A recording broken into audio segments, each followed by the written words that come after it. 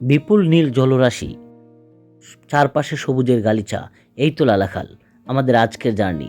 লালাখাল থেকে নাজিমগড় রিসোর্ট। দি বেলি ইকো পার্কে আমরা জনপ্রতি 200 টাকা করে প্রবেশ মূল্য দিলাম। এই জায়গাটির প্রাকৃতিক সৌন্দর্য সত্যি অপরূপ, অসাধারণ।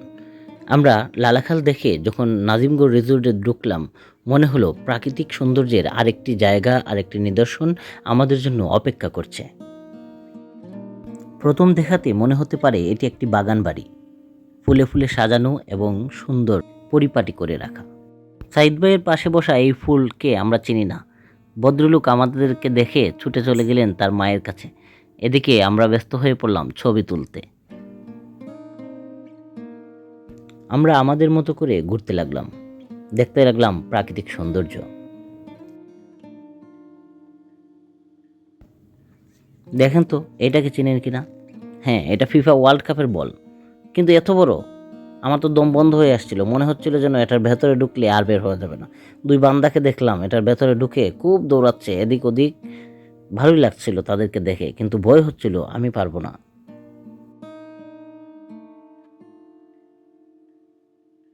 এই ফুলের নাম কি? পুরো রিসোর্টে এই ফুলটা ভরপুর, মনে হচ্ছে সবুজ পাতার বুকে একটা ছোট্ট হলুদ চিঠি।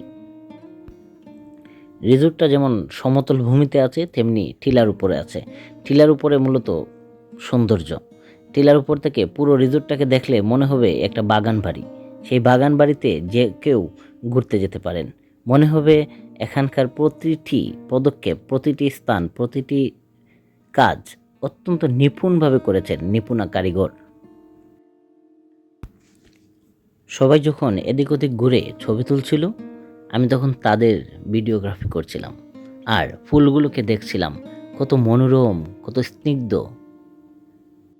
এই হারিকেন চিনেন? দেখেছেন শেষ কবে? ফুলের পাশাপাশি কৃত্রিম পানির ঝর্ণাগুলি এখানকার প্রাকৃতিক যে সৌন্দর্য, শোভা আরও দ্বিগুণ বাড়িয়ে দিয়েছে। সবাই এদিক ওদিক ঘুরে ক্লান্ত হয়ে জিরিয়ে নিচ্ছিল।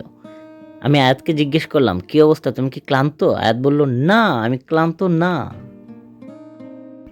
এই ঝর্ণার এই দৃশ্যটি বন্দি করেছে রুবেল ভাই। কি দারুণ লাগছে দেখেন।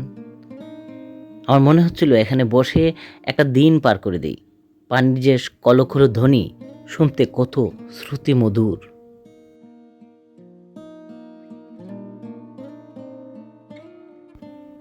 কি অবস্থা রাফি ভাই, এই পথ কি শেষ হবে? এই ছোট্ট বন্ধুর নাম কি আমার জানা নেই, তবে তাকে ক্যাপচার করতে, আয়ত্ত করতে অনেক সময় পোহাতে হয়েছে আমার। কি অবস্থা সাইদ ভাই, উকিঝুঁকি করেন কেন এরকম? চারপাশের সৌন্দর্য দেখতে দেখতে আমরা সময় শেষ করে নিলাম। মনে হলো আরও যদি কিছুক্ষণ থাকতে পারতাম আমাদের আরও ভালো লাগতো।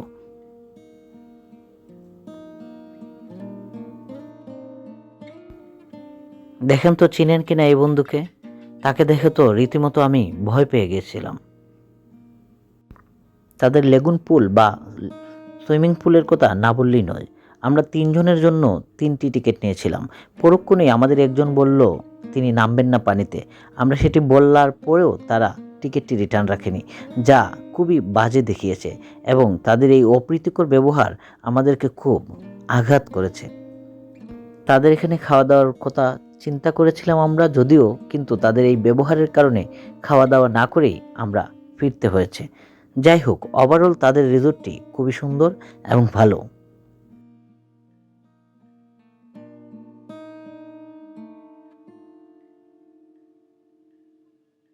সুইমিং পুলে সবচেয়ে বেশি প্রাণবন্ত ছিল ছোট্ট আয়াত।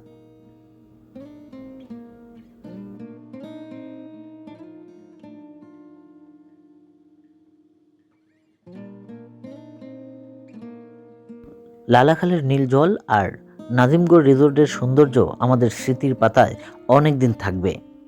যদি প্রকৃতির টানে কোথাও যেতে চান তাহলে লালাখাল এবং নাজিমগড় রিসোর্ট ঘুরে আসতে পারেন।